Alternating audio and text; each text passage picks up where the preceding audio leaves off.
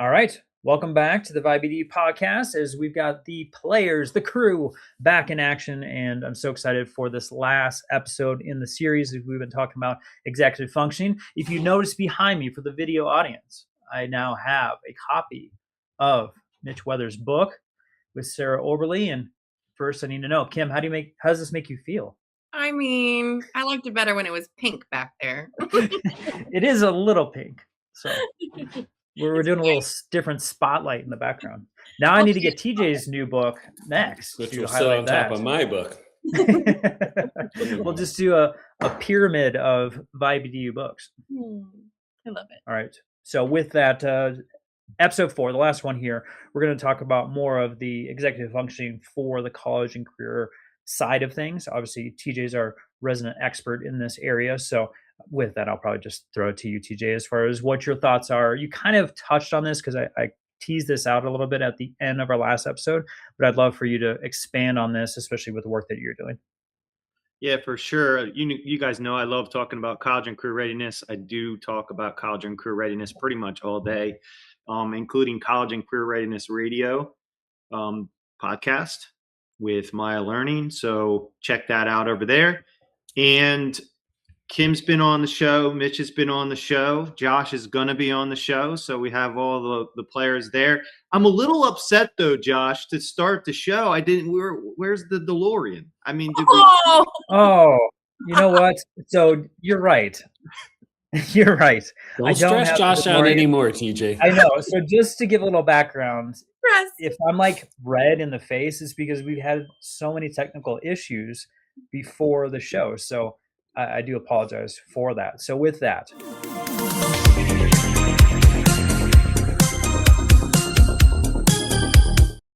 I won't do the whole thing, but there you go. DeLorean, TJ. Yeah, there you are. We're back.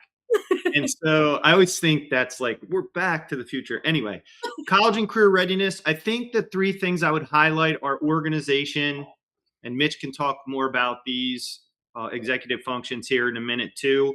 Organization, planning, and goal setting, I think, are huge skills to have. And I think if you interviewed, number one, I know for sure when we interview people in industry outside of education, and they talk about the skills that people don't have when they come to their jobs, when they hire new people, executive functions are at the top of the list.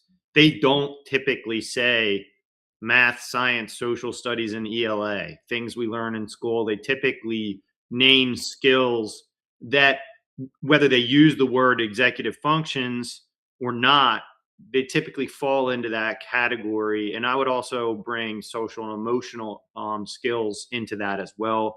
We can talk about that a little bit later. But I would also say that professors say the same thing, that students, when they show up to college, organization, planning, goal setting, those are things that are critical skills to be successful in school. And unfortunately, a lot of students are learning that their freshman and sophomore year, when they're first living on their own for the first time, and they really have to figure out how to manage their day and manage a syllabus and turn things in without reminders. And that's unfortunate to learn that at that stage of life, or even thereafter, quite frankly. But in school, we manage so much of the students' environment that I don't know that they acquire those skills in K-12, which is why Mitch's work and the new book is so important, to start that in kindergarten and facilitate it through 12th grade so the kids have them for college and career. And then the last thing I'll say is, it's why I asked where the line is, because I think we have to scaffold these things so that students are able to then use the skills and demonstrate them on their own at some point through that K-12 process. And I'll kick it over to Mitch to fill in. What line are you talking about? What line? That line that I asked you about is like, when is too much in the classroom, and how do we get to a point where we can successfully rely on the students to have the skills, Mhm. demonstrate them. And I think you answered it great. And one of the things I took away was when we see it, we shouldn't assume it, but when we see it and we know that they can exhibit the skills, that's when we can back off a little bit and maybe say, what tools do you have in your toolbox that you want to use right now, because I've seen you use the skills that we need to employ in this moment. Mhm. Okay. Yeah, I mean, I think ultimately what you're saying, TJ, like the focus of college and career, is the point to be made is executive functions are not academic in nature. They're human. They're these Mm-hmm. cognitive processes that manifest behaviors that we call skills that set us up for success. And when you look at, in particular, like you're saying, organization planning, goal setting, of course, that's a career skill. And increasingly, you're hearing from corporations or industries that are less concerned about your knowledge of that said industry, or that's like, we want to train you on the job, in other words, but what you need to bring to the table are these executive functions. And when you do, including, and not to just say SEL's only relationships, but you could kind of lump that in there. If you can manage your time, demonstrate goal oriented behavior, keep yourself organized, um, and interact professionally with your peers, okay, that's somebody I can really pour into. Even if it is a knowledge based industry, like if you went to nursing school, you're going to be more successful when you step into that first job as a nurse if you've had practice with and exposure to executive functions. As opposed to, you said it's unfortunate that kids or students are picking it up their first or second year of college. And what if they don't? And what if they don't? Some do, but often, a lot of times, they don't. And you can actually, take kind of a deep dive into the data. But I know from my own work with colleges, they had started collaborating around executive functions with me and organized binder work, because they're like, we have an equity issue here. There's certain populations that are not graduating at the same time frame as some of their peers. And what are we doing about this? Because there's a financial burden to that, because they're on loans. There's a whole thing to unpack there. And why would we ever? You've never met an adult who just thinks it's a bad idea for young people to have exposure to and practice with the executive functions, but we just kind of leave it up to chance, or we used to. So, And I've never thought about it as executive functions, but one thing I was thinking about is we all do work coaching.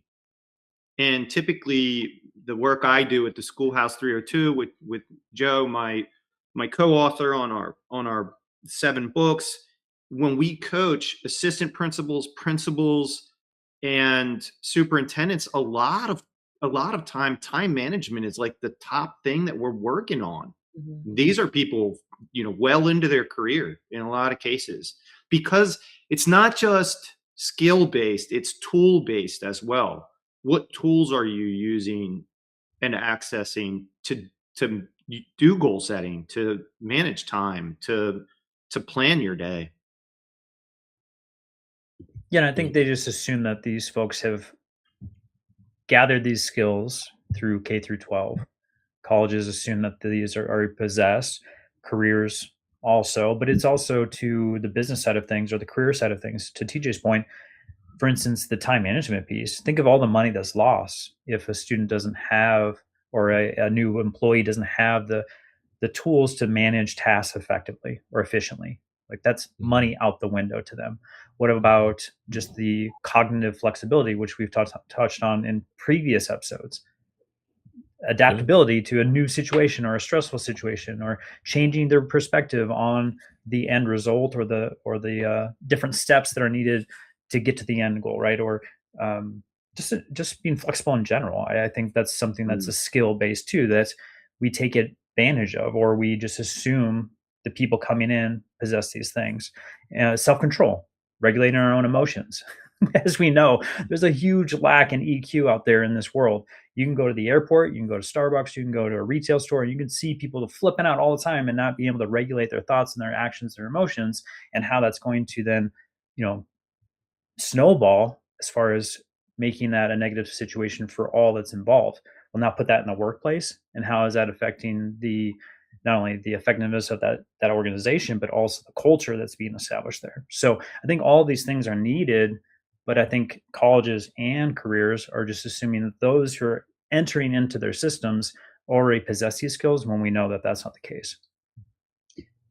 Can I tell you guys something? No.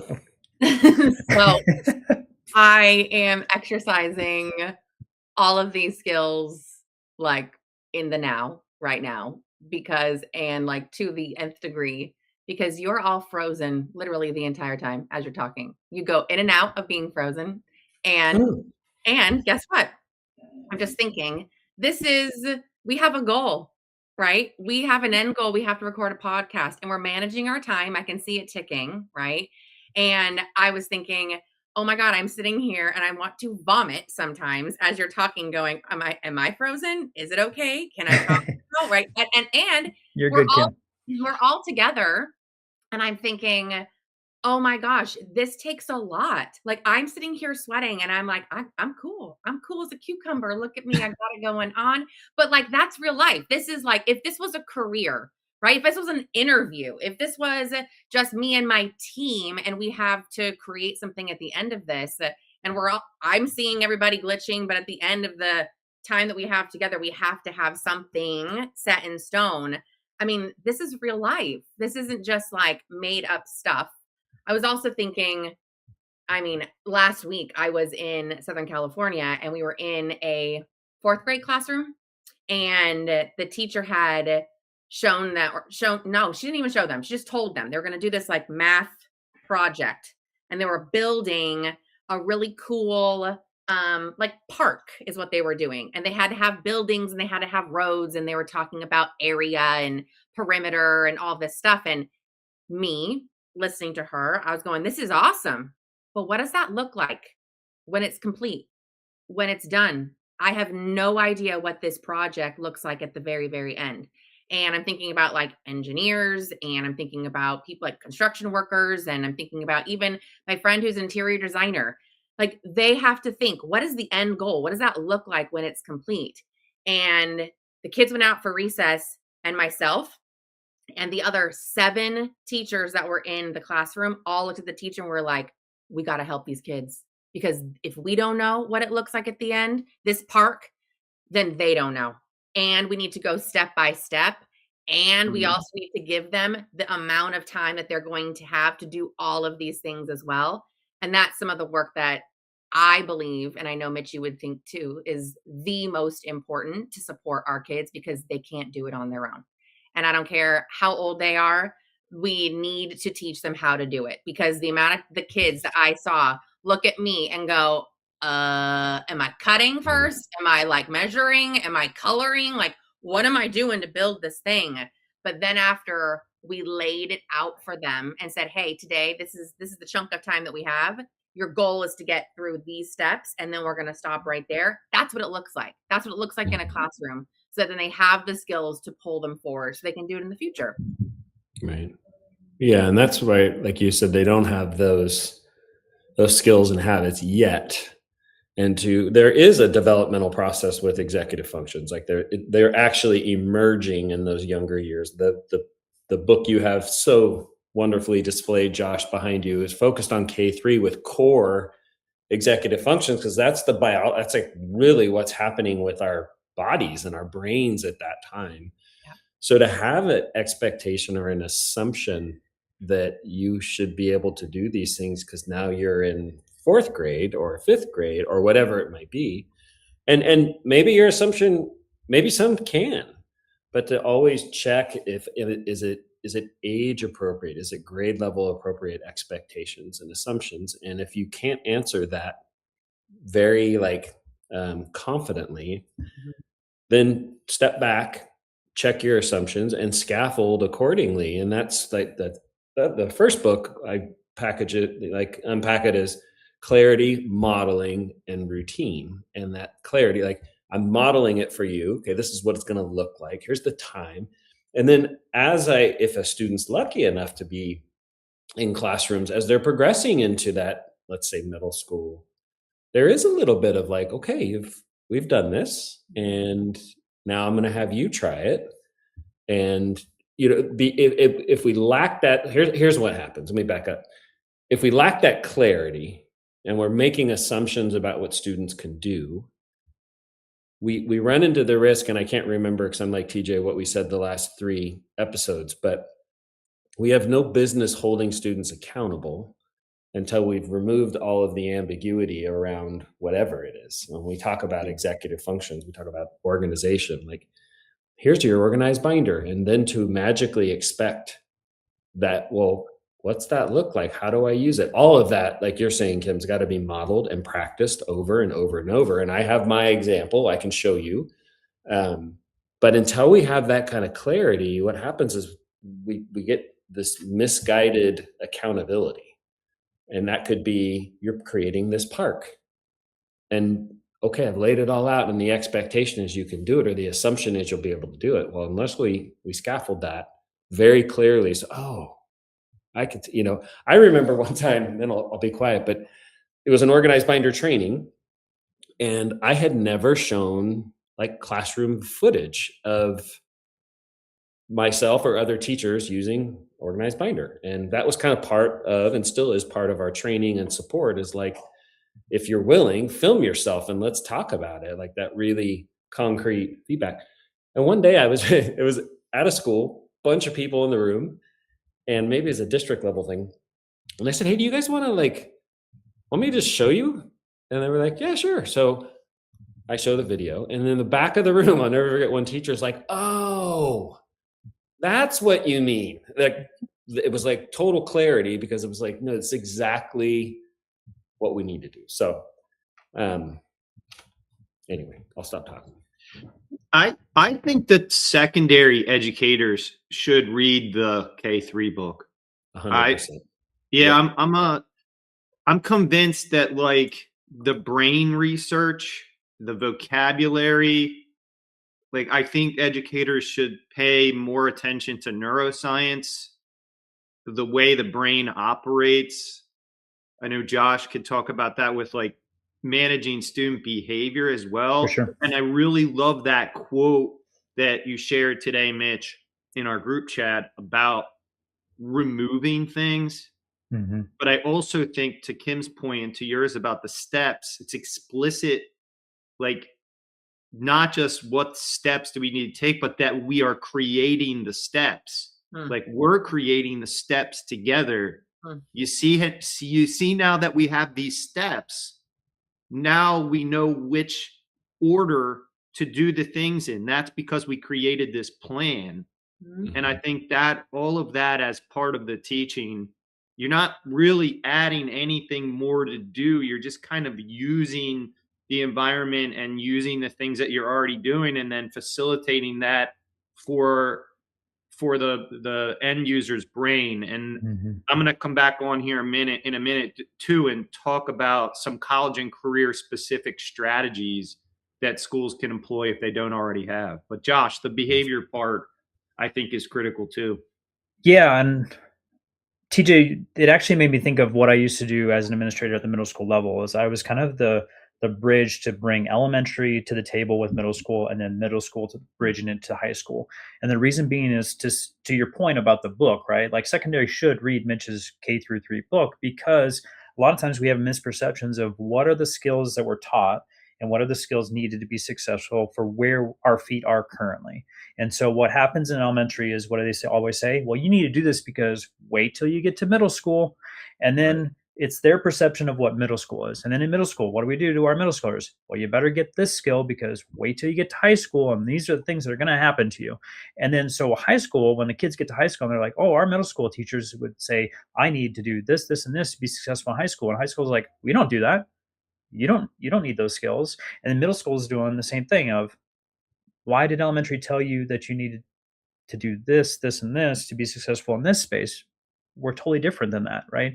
And so like we all have these misperceptions of what's going on, but I would also say there's a misperception of what's being taught or what's needed as far as the brain development that's occurring at the elementary level. So like for instance, our sixth grade babies, and I say babies with intention, is that they're still in the elementary space. Their brain is not the same as a seventh grader. Their brain is not the same as an eighth grader, right? Same with our ninth graders. Mitch has a lot of experience with ninth graders, and he probably could tell you a whole list of things of the actions and behaviors that looked very similar to eighth graders and seventh graders. Why? Because the brain development is very different than the 12th grader, right? So let's stop having these like misperceptions of what's going on with the individual student and the skills needed at this point due to their age or their grade level.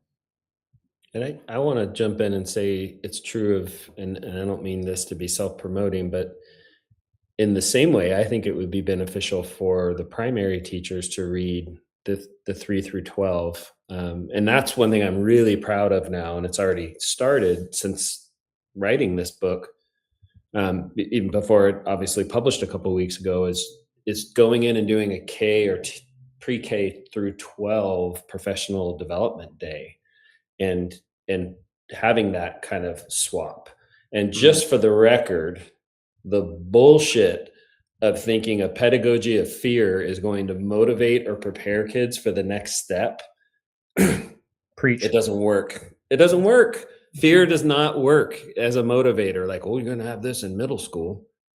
Okay, well then help me. And that's, I probably have said this before, like nothing gets me going more than somebody that says, or let's say a middle school that I was talking to 2 weeks ago said, well, why are we doing this? They're not going to have these supports in high school.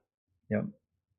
And or as an adult. I mean, I can feel my blood pressure rising right now. I get so angry because it's like, so this doesn't make any sense to me. It doesn't make any sense, nor does it make sense that, you know, I just call it a pedagogy of fear. Like it's never going to motivate a kid, period. It's just going to scare them because it is scary. Middle school is scary, making the transition to middle school. Same thing for high school, same thing for college. So, you know, don't lean into the fear. I'm going on a rabbit hole here, but if we knew we had no water, I know I've said this, if we knew that tomorrow we're not going to have any water and we're going to be dehydrated and it's going to not be fun, and by the end of the day, we're going to have a headache and miserable, blah, blah, blah. Would you stop drinking water today to get ready for what it'll be like tomorrow? No, you're going to drink water up till midnight and then ride it out. It's the same thing. I'm going to mute myself. I like it. I'm usually the one that goes on the rant. There you have it. Mitch Weathers. I hate that. Fired up. First rant. Pedagogy of fear. Yep. Well, I was even thinking too, like, do you want to say that to kids when they're graduating, you know, graduating from college too? Like you're going to put so much fear into them. Like they have to go out and like, just you wait till you're out on your own and you have this job. Yeah. Like that's the same thing. It's scary enough as it is, right? Yeah. I remember graduating from college and being like, now what? Yeah. What? I gotta like make this up. It's scary. Yeah. That bugs me. Well, that brings me to, post-secondary, like the goal has to be the post-secondary, like life readiness for students. Like I say college and career readiness, I lump those together. I still think that people gravitate towards that language, but the post-secondary readiness is really what we need to be preparing students for. And that does start in kindergarten, which is another reason why I really like your new book, because I think we also need to be, and here's where the strategies come in. We need to be talking about careers, career exposure. What skills do you need to have? That starts K1, 2. You know, what do you think a firefighter needs to have in terms of skills to manage their day and to manage their time? And what skills does a nurse have, and what related skills and, you know, quote unquote soft skills, I like to call them durable skills. That career exposure, career exploration in terms of the skills, that also translates to more engagement in the classroom, because now I know I need to have the skill to create those steps. We're going to do that right now, embedded in the learning. Yep. I throw out there work-based learning strategies, work-based learning speakers, industry speakers, as early as kindergarten, but all throughout, connecting the unit to what someone does in their career and the skills necessary, executive functions, if you will, necessary to be successful in that career. And solid work-based learning experiences, on the job training, getting kids, building a bank of industry partners, getting high schoolers to do immersion experiences related to a pathway. And then the last one I'll say, because I facilitate this work, is a portrait of a graduate. You build a portrait of a graduate, you build a portrait of a high school ready student, and you build a portrait of a middle school ready student. And the skills we put on that portrait are, of course, the academic skills, academic success, but also communication, executive functions, the ability to present yourself, the ability to build relationships, and to be a successful contributor in your community. When those skills are on those portraits too, then back to like what that fear-based conversation's about, we should be reasonably sure that the elementary teachers did their job in accordance with the portrait, and now middle school students have these skills, right? And so on and so forth. And then that portrait of a graduate for all our high school students, then we still have a vision for instilling these skills in our students. That was my rant. There it was. I'm beaming, and I'm telling you, both of your rants are like chef's kiss. I don't know if it's like you're like super clear today or something, because it was like, we need to put that out and over and over and over again. TJ, both things that you said today were beautifully put. Beautiful. TJ, wouldn't that be similar to, these organizations that talk about future ready skills to be successful, and they usually do it like 5 years out? Kim's looking at me crazy. Look it up online. If you Google it, like, what are the skills needed in 2030? Let's use that, right? And you'll probably find tons of infographics, and there's usually about 10 skills that they have. And not to, crap on memorization of content, but none of those things are on there as far as, these math skills you need to have or whatever. But it is these, you said soft skills, I've heard other terms, right? Essential skills, but it's all of these EQ or to Mitch's point, like executive functioning skills that are typically the most important. And maybe you put in some other things like communication, clear communication, or creativity. There might be some other terms in there that are also reflective of what's being needed, but that's always in flux. Like, what was the 2025 skills are going to be different than the 2030 skills, and the 2030 skills are going to be different than the 2035 skills. So what, as an educational entity, is creating these skills for our students to be successful in the future? Yeah, and they need to be revised, right? We need to bring together stakeholders, community members to revise these skills. And then we need to have a strategy for measuring them, badging them, getting credentials that students can have and earn. All of that's super important, and all should be related to what the industry partners say and our pathways for students to see themselves in their post-secondary self, their life, their goals. And again, they're building the goals, right? They're writing their own goals. They're journaling along the way, and that connects them back to school. It's a whole program of work, K through, my friend Peter Hostrauser says K to gray. I always give him credit because it's such a great way to explain it. Yeah. There's a lot of gray on the screen right now. That they need to be updated, the portrait of a graduate, these skills, but guess what never leaves the list? Right.